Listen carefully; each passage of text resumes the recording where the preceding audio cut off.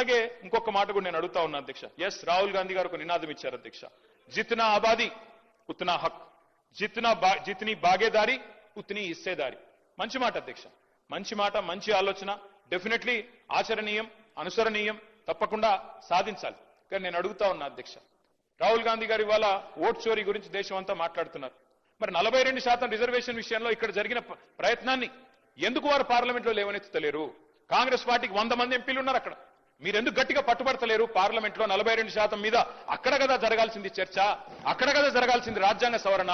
అక్కడ చేయాల్సిన ప్రయత్నం చేయకుండా ఇక్కడ ఎంత చేస్తే కంఠశోష తప్ప ఏమొస్తుంది అధ్యక్ష?